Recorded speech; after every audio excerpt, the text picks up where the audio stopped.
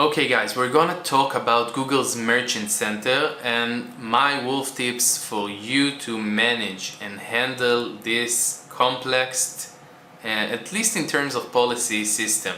So dealing with Google's Merchant Center could be tiring, from just setting it up to getting the products initially tested or verified by policy, and just like getting the whole Merchant Center account approved.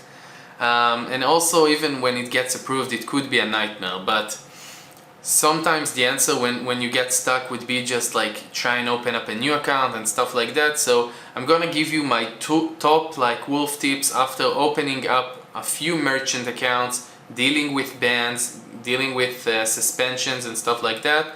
So here they are. The first one would be setting up the account late as possible basically. So don't rush opening it up just because you are just more likely to do the job twice. Okay, take into consideration stuff that Google is looking for. You claiming the URL, that you have a solid refund policy, you have SSL on the checkout page, that you have the actual prices on both your feed and the site, that your images are clean, that you don't have any texts and stuff like that.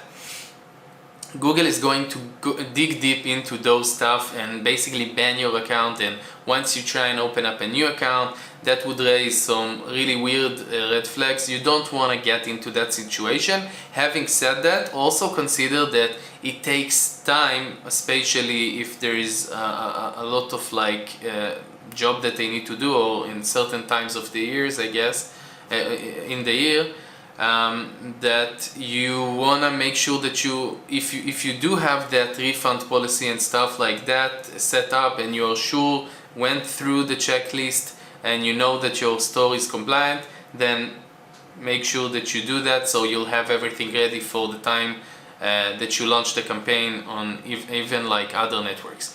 So the second wolf tip would be, basically it's connected to the first one, but it's about actually checking the address of the store, the physical address of the warehouse, or the place that people could refund the products. Because Google, and I'm talking from personal experience, they would want to check in Google Maps how it looks and that the place is legit. So you might want to get even like legit papers ready that could show that this is your office, this is your fulfillment center, or something like that, stuff like utility bills, etc. My third wolf tip would be that if you're using a really marketing oriented e-commerce store like Shopify, don't set up a merchant account and then connect it to the Google Ads account and do everything manually. Because there's a lot of settings that could be imported really fast from Shopify. And what I suggest, really highly suggest actually, is setting up the Google app, Google Shopping app.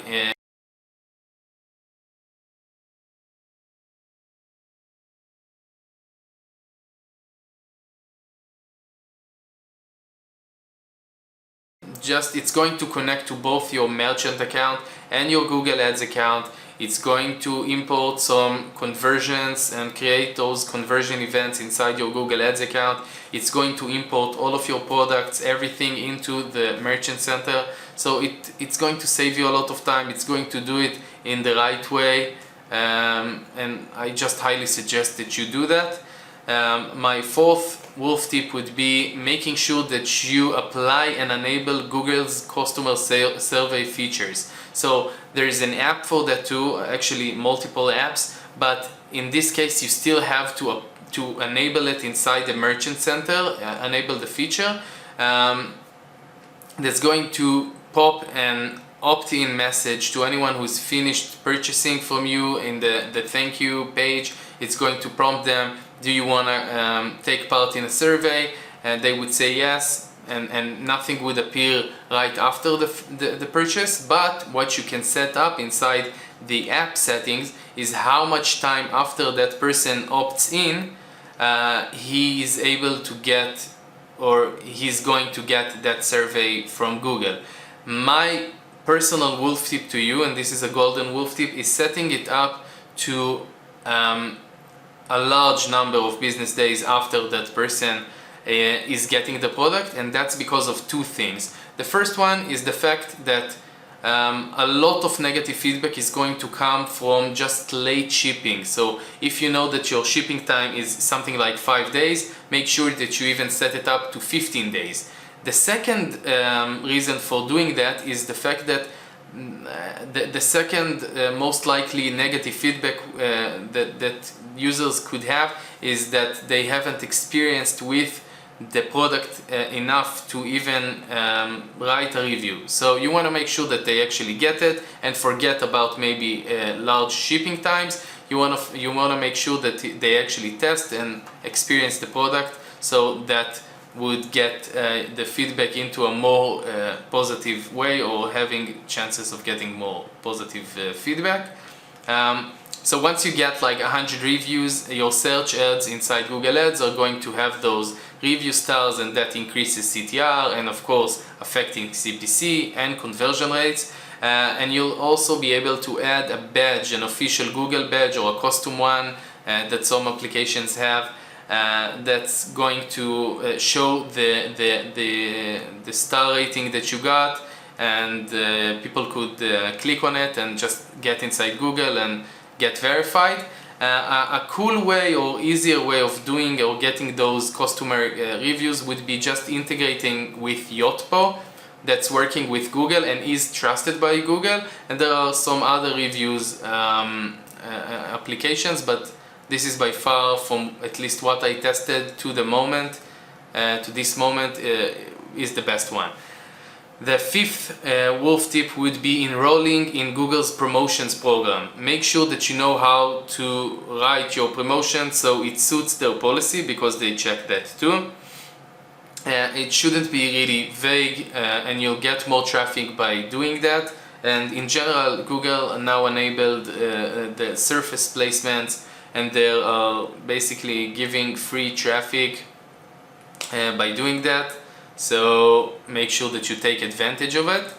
The next wolf tip would be, and this is not really about Google Merchant Center, but it's more about something that people really tend to forget.